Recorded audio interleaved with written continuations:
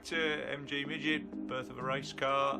This is capturing the journey from car restoration through to the 2022 MG Car Club Speed Series. In this episode, we're going to have a look at the Loom. We're going to start with the rear loom and looking at it. First of all, it needs a really good clean, a lot of built-in grime here, so I'm going to use some white spirit and just give the loom a wipe over. I'm then going to re-tape it over because there's quite a few patches where the wire's coming through. Here's an example of that, so I'm going to re-tape that. There's a lot of poor wire work as well, where we've had the wires tapped into previously for one reason or another, so I need to make good those. I'm going to put new bullet connectors on, as some of these are slightly corroded. Also, we've got some patches in here, so I need to tidy those up and make good, so we've got good electrical contacts there. The good news is when I took the loom out, I took the time to mark up all of the wires so I know what they do. And for this, the rear loom anyway is fairly straightforward. There's not a great deal. It's the lighting across the back, the fuel pump, and the sender. Really, that's all there is on the rear loom. So first step is going to be to get the white spirit and give it a good clean. So the rear loom is cleaned up quite well. So next step is to work my way down it and re-tape where necessary. And cover get rid of any final grime. It may help. I'm just going to work my way down the rear loom so you can see what's actually on it. You've got a long stretch that runs along the kind of side of the driver and then up into the rear arch and across. And I'm going to have to put a grommet on this because part of sprinting regs is that these holes over here I've got to cover. So I'm going to put a grommet on there so I can put it through a plate as it works its way around the back of that arch. So as we come through the loom, first thing we come to is the boot light connection, and we've got a branch that comes off here and that goes down to the sender and the fuel pump. If we carry on down the back, we come to our first light cluster set. So we've got the indicator, the brakes and the rear lights.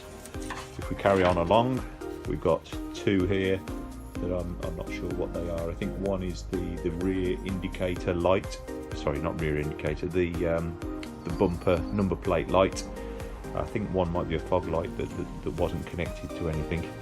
And then coming off the other way, we've got two wires that go to the reverse light, and there's a connector here. We carry on along the back. In the middle of the back, we've got two earth leads that connect to the bodywork. We carry on further. We've got a second reversing light, so the left-hand one, and then we've got our number plate light again. And there's another one which I'm not quite sure what that is, so maybe a fog light or rear light of some description, but it won't be used.